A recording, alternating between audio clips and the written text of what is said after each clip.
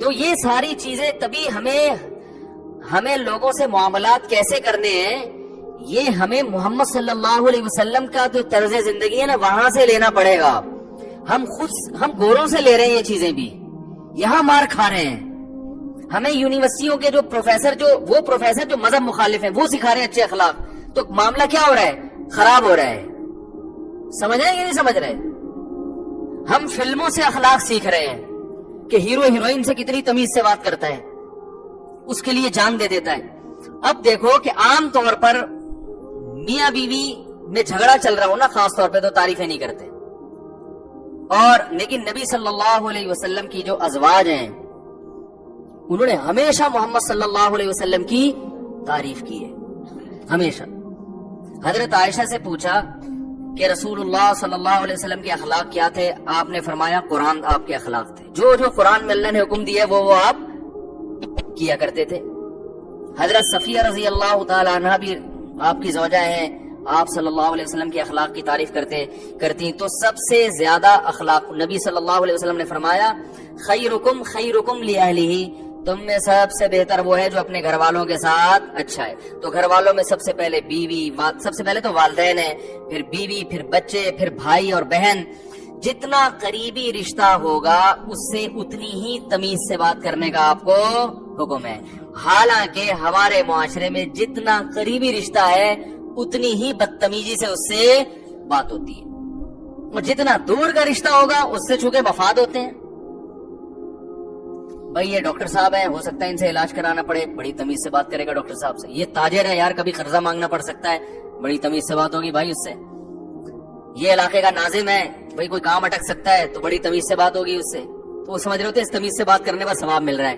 ثواب نہیں مل رہا بھائی، اس پہ پیسے مل رہے ہیں آپ کو، سمجھ رہے ہو نا؟ قرضہ مل رہا ہے، ثواب.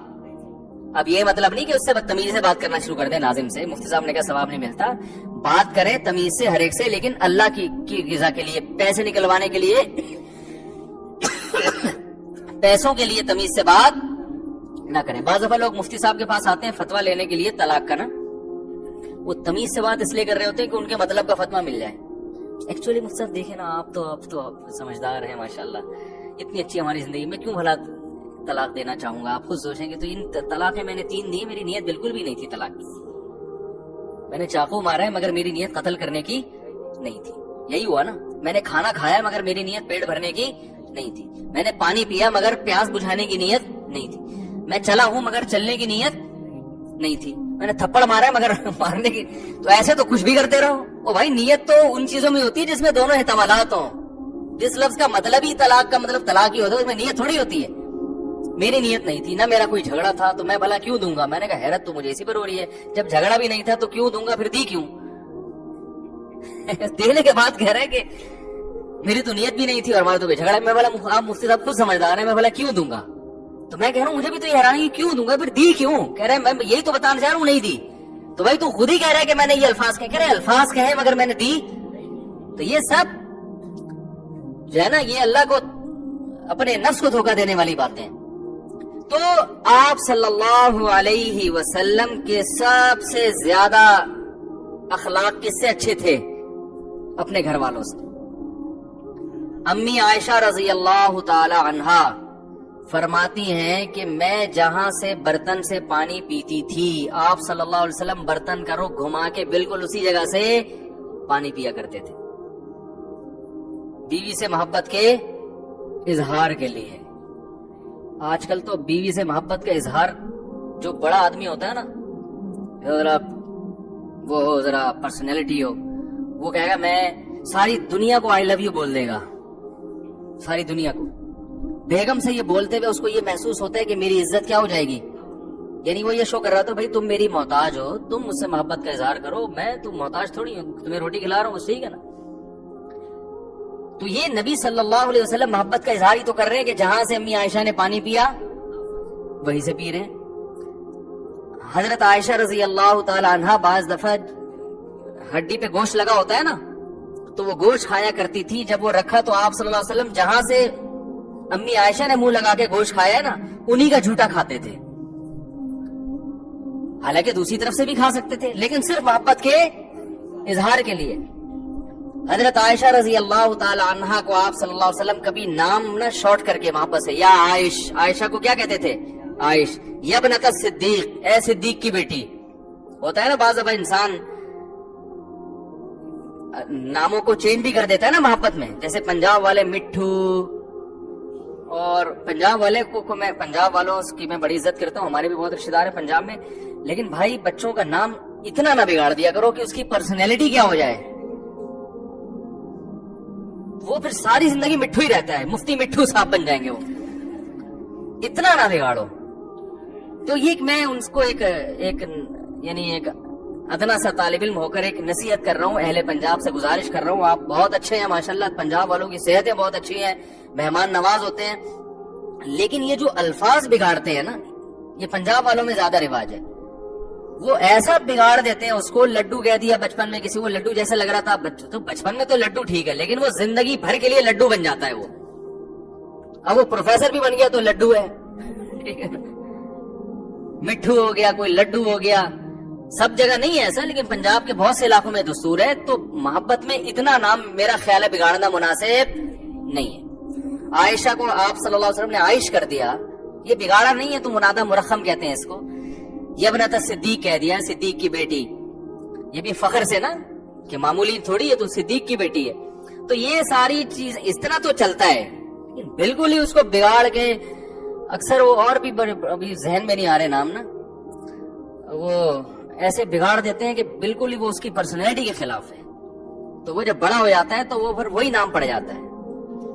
تو ہمارے ایک چچا تھے گڈو چچا، حالانکہ وہ چچا تھے ماشاءاللہ بڑے تھے، لیکن وہ گڈو کے گڈو انتقال ہو گیا، ان کا گڈو ہی رہے وہ بیچارے گڈو ہی رہے. تو اس لیے نام اتنا نہ بگاڑنا چاہیے. محبت میں تھوڑا بہت دائیں بائیں کر دیا تو ٹھیک ہے، لیکن بالکل ہی اس کو ایسا چینج کر دیا کہ جو بچپنے کی بو آ رہی ہے اس سے، تو وہ پھر مناسب معلوم نہیں ہوتا. تو آپ صلی اللہ علیہ وسلم نے فرمایا تم میں سب سے بہتر وہ ہے جس کے اخلاق اپنے اہل و عیال سے سب سے، حالانکہ آپ صلی اللہ علیہ وسلم سید الانبیاء ہیں. پرسنالٹی کیسی ہے؟ آپ صلی اللہ علیہ وسلم نے فرمایا نصرت بالرعب مسیرۃ شہر، اللہ نے میرا روب 1 مہینے کی مسافت پہ دشمن پہ ڈالا ہے.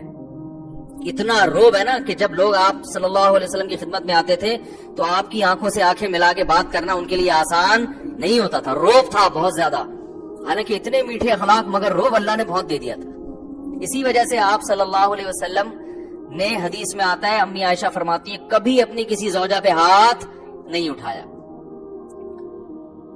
نہ کبھی کسی پہ لان تان کی، نہ کبھی فحش الفاظ استعمال کیا. آپ صلی اللہ علیہ وسلم نے ما کان النبی فاحشا ولا متفحشا، نہ آپ بائی نیچر فحاشی کو پسند کرتے تھے اور نہ آپ کی زبان میں فحاشی تھی.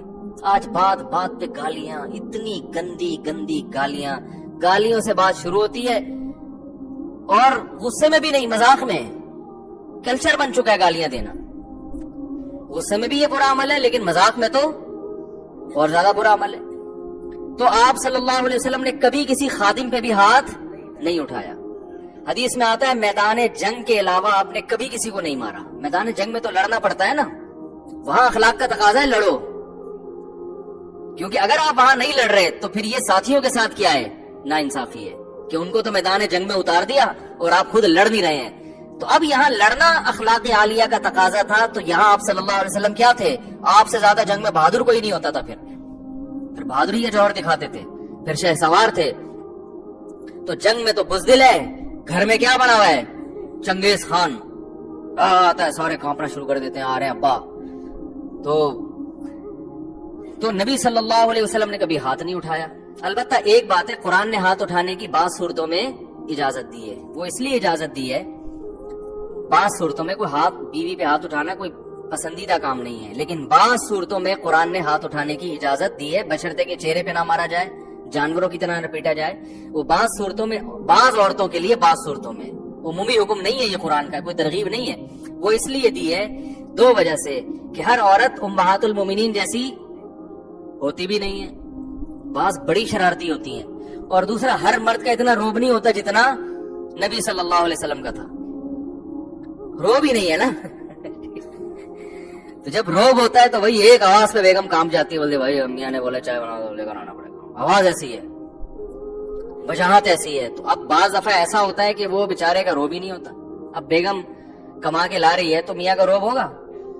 بولے کہ چلو نکلے یہاں سے بوری بسروڑا نکلے یہاں سے، تو روب کہاں ہوگا؟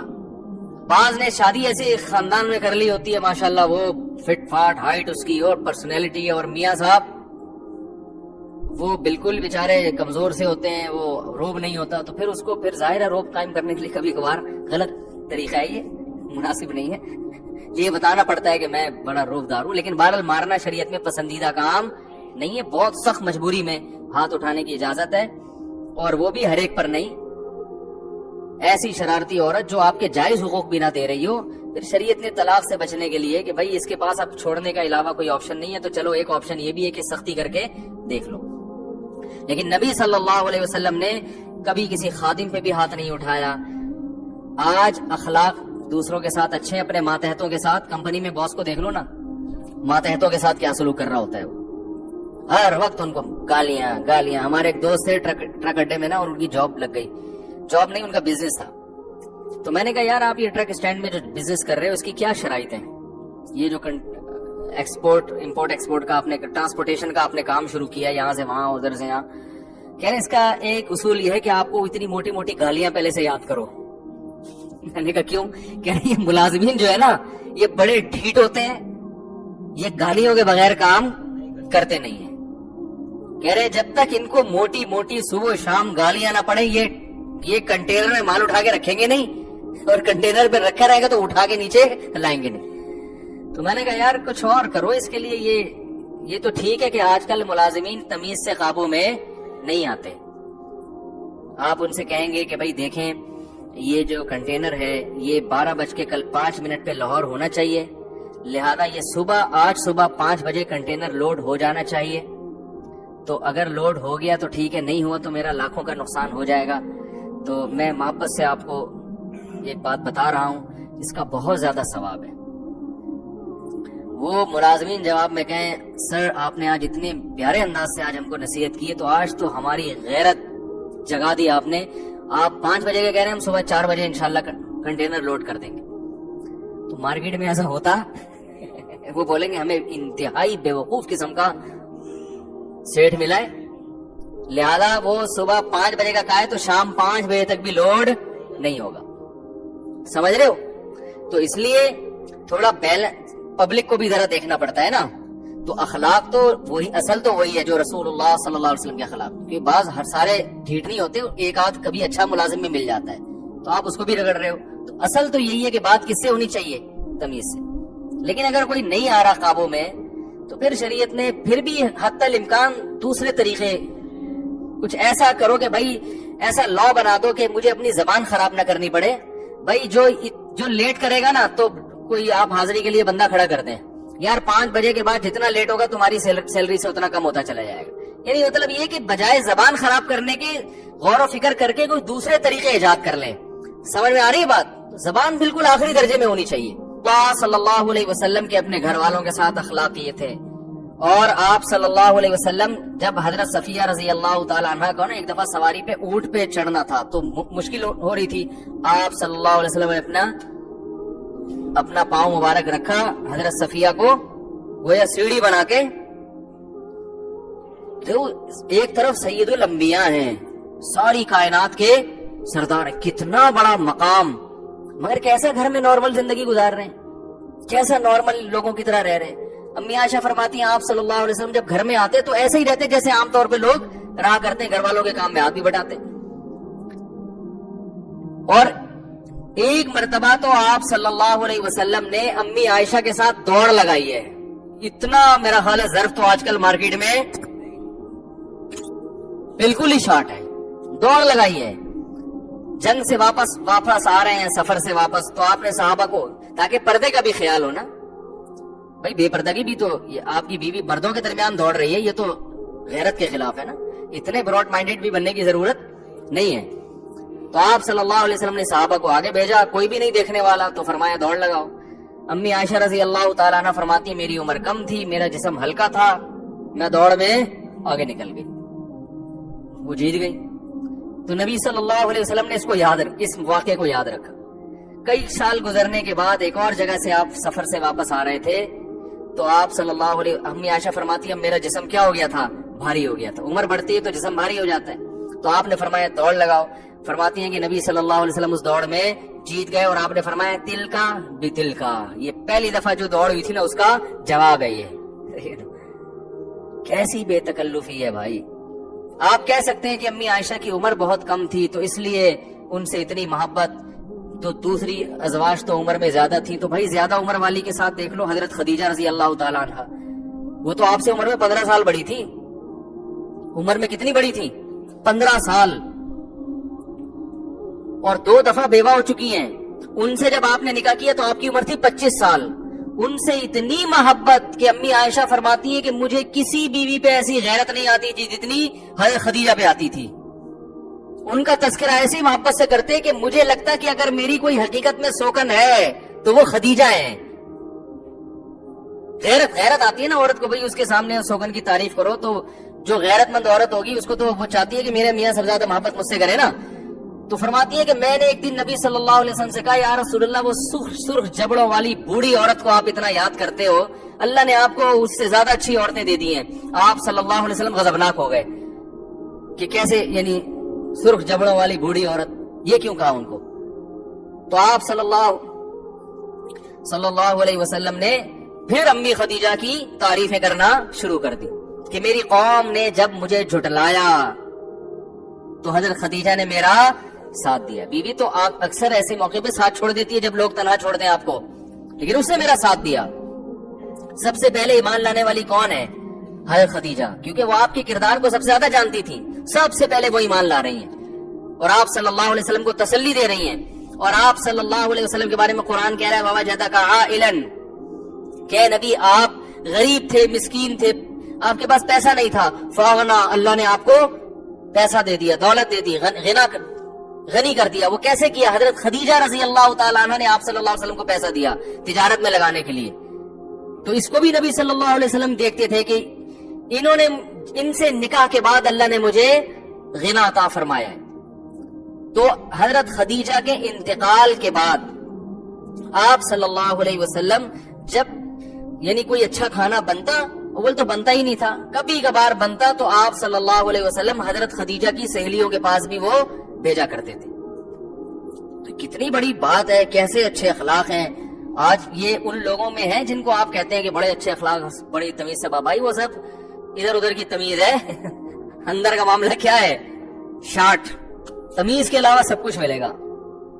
میرا بھی یہ بیان بعض خواتین سنتی ہیں, کہتی ہیں کتنے اچھے اخلاق ہوں گے مفتی صاحب کے, ایسے پیارے بھی گھر میں کتنے اچھے اخلاق سے رہتے ہوں گے. بھائی ہم سب سیکھنے کے لیے باتیں کر رہے ہیں, تو زیادہ اچھا گمان رکھنے کی ضرورت نہیں ہے. بعض خواتین نا بیان سن کے کمنٹس کرتی یہ جب بیویوں کے ساتھ اتنے خوبصورت اخلاق پہ بیان کر رہے ہیں تو اپنی بیویوں کے ساتھ ان کا کیسا اچھا, ہائے ہائے ہائے, جنتی عورتیں ہیں جن کی ان سے شادی ہوئی. تو زیادہ اچھا گمان رکھنے کی ضرورت نہیں ہے. ہم بھی یہی روٹیاں کھا کے, پراٹھے کھا کے بڑے ہوئے ہیں جو آپ کھاتے ہو, سمجھ رہے ہو نا. ہم بھی باتیں کر رہے ہیں, کوشش کرتے ہیں, اللہ ہم سب کو عمل کی توفیق دے. تو کوشش تو کرنی چاہیے نا. میں تو بعض دفعہ اچھے اخلاق پہ بیان کر کے جاتا ہوں, گھر میں پھٹا ہوا ہوتا ہے میرا, میں خود اچھل رہا ہوتا ہوں 2-2 فٹ. ایک دفعہ تو میرے ساتھ ایسا ہوا, جمعے کو پورا بیان اخلاق پہ ہوا, گھر گیا ہوں تو پتہ نہیں کیا کچھ مسئلہ, ہر گھر میں ہوتا ہے, یہ تو نارمل ہے نا, ہر گھر میں ہوتا ہے. جس کے گھر زیادہ اس کے یہاں تو زیادہ ہوتا ہے. تو اب گھر جا کے پتہ نہیں کچھ الٹی سیدھی بات ہو گئی, مجھے غصہ آ گیا, میں نے پھر مجھے بعد میں ہنسی آئی, میں نے کہا ابھی بیان کیا کر کے آیا ہوں, اسٹائل دیکھو کیا ہے. تو اصولی طور پر تو مجھے خیال ہے اس کو بولے بھائی بیان ہٹا دے یوٹیوب سے. سسرال والے سنیں گے, بولیں گے یار ادھر کیا کر رہے تھے, ادھر آ جاؤ چل رہا ہے. تو خیر, تو بھائی یہ سیکھنے کے لیے, بھائی پورا تھوڑی کوئی نبی جیسا بن سکتا ہے. اور بڑی بات ہے آج کل عورتیں کون سی پورا امہات المومنین جیسی ہیں. نبی صلی اللہ علیہ وسلم حضرت خدیجہ کے پاس آئے اور کہا فرشتہ آیا ہے, اس نے مجھے ایسے بھیجا اور ایسے ہی کہا, تو جو ہے یہ کیا ہے. تو حضرت خدیجہ نے فرمایا آپ تو لوگوں کے ساتھ اچھا سلوک کرتے ہیں, آپ تو بیوہ عورتوں کا خیال کرتے ہیں, آپ تو یتیموں کے سر پہ ہاتھ رکھتے ہیں, آپ تو صادق ہیں, آپ تو امین ہیں, آپ کی تو اتنی خوبیاں, تو کوئی یہ شیطانی تصرف آپ کے ساتھ تو ہو ہی نہیں سکتا. تو یہ خدیجہ کی بھی تو کوالٹی ہے نا. آج کوئی بندہ آئے گھر میں, بیگم مجھے اچھا زبردست خواب آیا اللہ کی طرف سے جس میں آیا تم بہت اچھے انسان ہو, بیگم کہیں گے الو کسی اور کو بنانا جا کے, ٹھیک ہے. वो ये कहेगी ना, वो कौन सा अप्रिशिएट करेगी आप? तो बस सभी एक जैसे हैं भाई। तो हजरत खदीजा ने फौरन जो है वो आप सल्लल्लाहु अलैहि वसल्लम की खूबियों को हाईलाइट करना शुरू कर दिया। तो आजकल आप अपनी अम्मा से अच्छा सलूक करो, ज्यादा खर्च करना शुरू कर दो, बेवाओं का ख्याल करना शुरू कर दो, यतीमों के सर पे हाथ। तो जो खवातीन मेरा बयान नहीं सुन रही उनकी बात कर रहा हूँ, उनको सबसे ज्यादा तकलीफ किसको होगी? उन्हीं को होगी। भाई सारी बेवाओं का तुमने ठेका लिया हुआ है, सारे यतीमों का तुमने ठेका लिया हुआ है। मेरे भाई जब घर में आते तो उनको तो ना चाय का पूछा ना समोसे का पूछा है। उस दिन मेरे अब्बा आए थे और आप शार्ट हो गए थे मार्केट से, हैं यतीमों के सर पे हाथ रखे जा रहे हैं, ड्रामे बताए। हमारे वाले साहब बड़े मिजाज था उनकी तबीयत में, बड़े इबादत गुजार भी थे, अल्लाह उनकी मगफिरत फरमाए, बड़ी सिफात से नवाजा था। तो नमाज के बड़े पाबंद और वैसे तबीयत में मिजाज बहुत था उनके। इसी वजह से जब वो घर में आते थे हम खुश होते थे। और बहुत से लोगों को हम देखते थे अब्बा घर में आते हैं तो बच्चे परेशान होते हैं, हमारे वाले साहब घर में आते थे हमें खुशी होती थी। तो वो ना लतीफा सुनाते थे अक्सर, एक जो मैं कई दफा सुना चुका हूं कि औरत आजकल अपने मियाँ को मानती नहीं है। तो वो एक बुजुर्ग को सारी दुनिया झुक झुक के सलाम करती थी, आप बहुत पहुंचे गुजरेंगे। बेगम कहती थी फ्रॉडी है। तो उन बुजुर्ग ने जल्दी सुना दूंगी, कई दफा सुना चुका हूँ, वो उन्होंने करामत दिखाई, हवा में उड़ते हुए जा रहे हैं ना, भेस बदला। तो औरत ने देखा कि यार ये कैसे बुजुर्ग हवा में उड़ते हुए जा रहे हैं। तो ये बुजुर्ग जब घर में आए तो इसने कहा देखो एक बुजुर्ग वो थे जो हवा में उड़ते हुए जा रहे हैं और एक आप हो, सिवाय बातों के आपके पास कुछ है ही नहीं। तो वो बड़े खुश हुए कि आज तो बेगम मेरी अजमत की कायल होगी। कहने लगे वो मैं ही था। कहती अच्छा जब भी थोड़ा टेढ़े टेढ़े उड़ रहे थे अच्छा जब भी थोड़ा सा टेढ़े टेढ़े उड़ रहे थे। तो भाई आजकल सब हिसाब किताब ऐसे ही चल रहा है। तो फिर फटे भी होते हैं घरों में, ऊट पट गिलास भी तोड़े जाते हैं, बेलन भी की फायरिंग भी होती है। तो एक तरफा नहीं, ताली तो दोनों हाथों से बजती है ना। तो इसलिए सभी ठीक हो जाए तो माशरा ठीक होगा, एक बंदे के ठीक होने से ठीक नहीं होता। फिर भी भाई जितना बर्दाश्त कर सकते हो करो। तो आप सल्लल्लाहु अलैहि वसल्लम घर में जब जाते तो घर वालों के कामों में हाथ बटाते। हजरत खदीजा के साथ कैसा। और ये भी देखो कि नबी सल्लल्लाहु अलैहि वसल्लम सफर में पहले भी गए तो दौड़ लगाई, दोबारा भी। इससे भी पता चलता है कि सफर में भी अपनी अजवाज को लेके जाया करते थे। तो अगर अल्लाह ने किसी को माली वुसात दी है, गुंजाइश ही नहीं है, तो फिर एक अलग बात है। तो घर वालों को भी सफर में साथ, बीवी को साथ रखना चाहिए सफर में। देखो मैं कुरान की अक्सर एक आयत पढ़ता हूँ, अल्लाह ताला ने क़यामत की होलनाकियों का जो तज़किरा किया है ना, यौम यफ़िर्रुल मर्उ मिन अख़ीही, फरमाया ये वो दिन होगा जिस दिन इंसान अपने भाई से दूर भागेगा। यौम यफ़िर्रुल मर्उ मिन अख़ीही व उम्मिही व अबीही, अपनी माँ से दूर भागेगा, अपने बाप से दूर भागेगा, व साहिबतिही, अपनी बीवी से दूर भागेगा। तो अब अल्लाह ने हर रिश्ते का नाम बयान किया, बीवी का रिश्ता का बीवी नहीं कहा उसको। भाई को अरबी में अख कहते हैं। तो अल्लाह ने कहा यौम यफ़िर्रुल मर्उ मिन अख़ीही, अपने भाई से दूर भागेगा, तो भाई को भाई ही कहा, बाप को बाप ही कहा। व उम्मिही व अबीही, माँ से दूर भागेगा और बाप से दूर भागेगा, ठीक है ना। माँ को माँ कहा, बाप को बाप कहा। बीवी का अरबी में ज़ौजा कहते हैं, तो होना चाहिए था वज़ौजतिही, अपनी ज़ौजा से भी दूर भागेगा ना। वह साहिबतिही, साहिब कहते हैं साथ रहने वाली, उससे भी दूर भागेगा जो हमेशा साथ रहती थी। तो इसमें अल्लाह ने हाईलाइट किया है बीवी की सिफत को कि भाई से भी दूर हो सकते हो। भाई वो अमेरिका में जॉब कर रहा है, तुम कनाडा में जॉब कर रहे हो, होता है ना। आपकी जॉब यूएसए में लग गई, अब्बा पाकिस्तान में है, तो बेटा बाप से दूर हो जाता है। क्या ख्याल है, माँ भी यहाँ रहती है, बेटा बाज़ दफा यूके में जाके रह रहा है, जॉब उसकी वहां है, तो ये तो नेचुरल है। लेकिन बेगम जब हो गई ना, तो शादी जब हुई तो फुलतुरु की तरह चिपक गई। अब वो जान क़यामत तक नहीं छोड़ेगी। ये साहिबा के लफ्ज में अल्लाह ने बता दिया कि अब वो चिपक गई है। अब तुम्हारी जॉब यूके में है तो बेगम भी कहाँ है, उधर ही होगी। सऊदीया में जॉब कर रहे हो तो बेगम भी कहाँ है, वही रहेगी तुम्हारे साथ।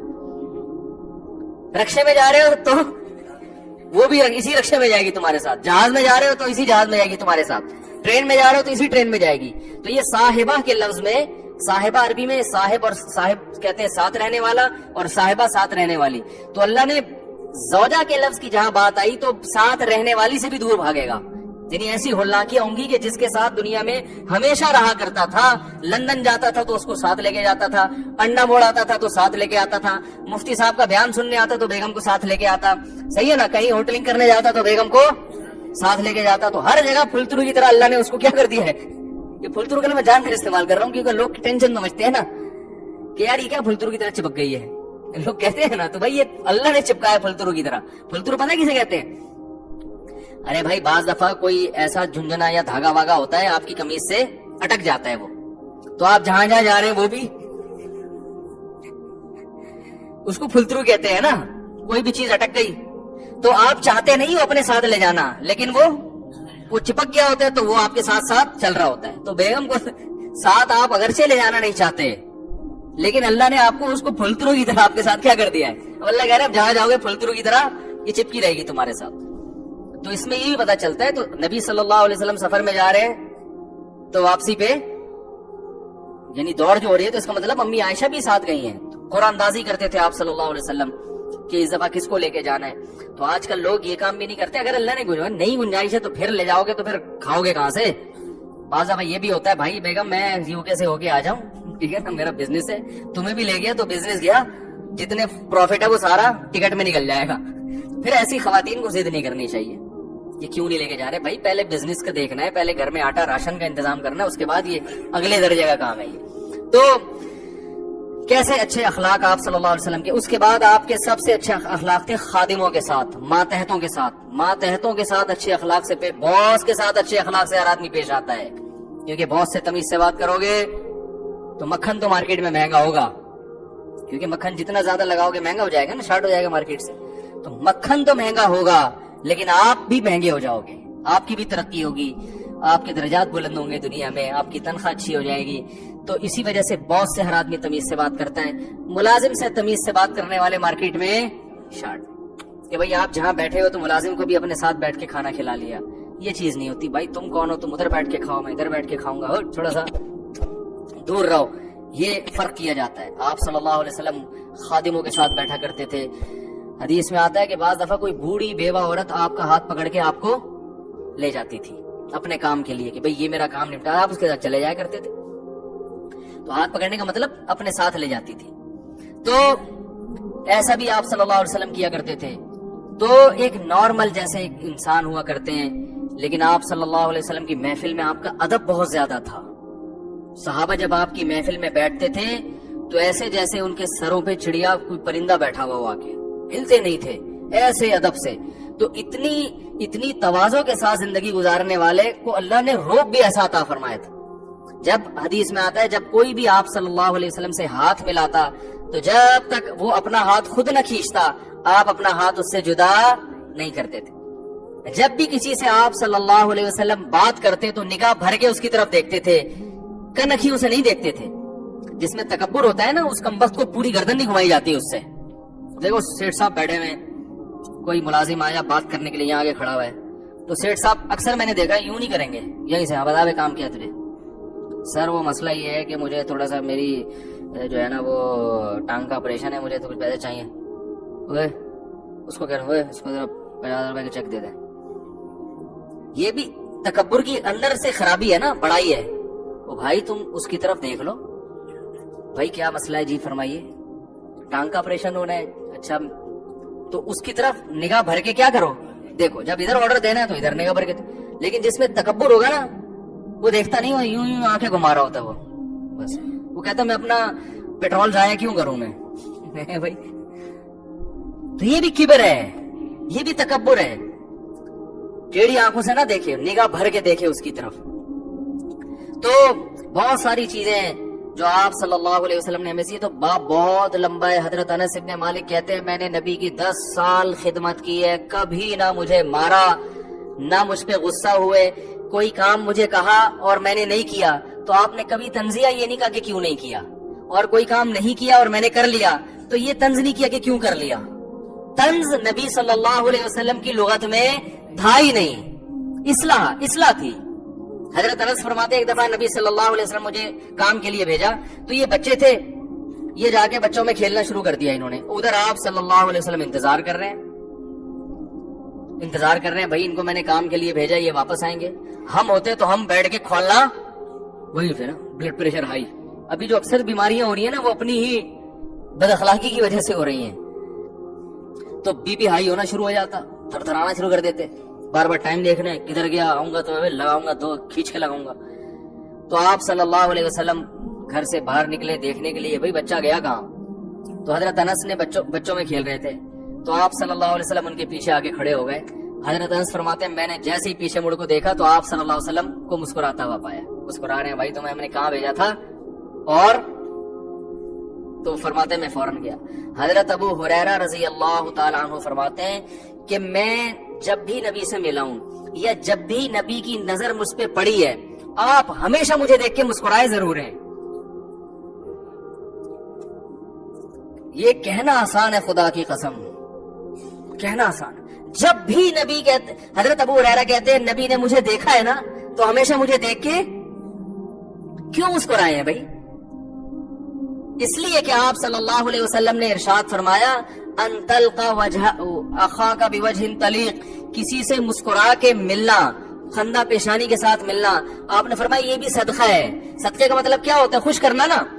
تو جب آپ کسی سے مسکرا کے ملتے ہیں تو سامنے والا کیا ہو جاتا ہے؟ خوش. اور ناک پہ مکھی بٹھا کے ہر وقت رہیں گے, منہ آپ کا جو ہے 12 بجے رہیں گے تو سامنے والا کس میں جاتا ہے؟ ٹینشن میں چلا جاتا ہے وہ. تو کتنی بڑی بات ہے. جب بھی ملے کہتے ہیں آپ نے مجھے دیکھ کے ہمیشہ مسکرائے ضرور ہے. حالانکہ حدیث میں آتا ہے لو اعلم ما تعلمون لضحكتم قليلا ولبكيتم كثيرا. آپ نے فرمایا جو جہنم کی باتیں اور آخرت کی سختیاں میں جانتا ہوں اگر تم بھی جان لو تو تم روز زیادہ ہنسو کم, تمہارے چہروں پہ مسکراہٹیں ختم ہو جائیں. تو ایسی آخرت کی ہولناکیاں جانتے ہوئے, اللہ کا خوف دل میں ہوتے ہوئے بھی لوگوں سے کیسے مل رہے ہیں؟ مسکرا کے مل رہے ہیں.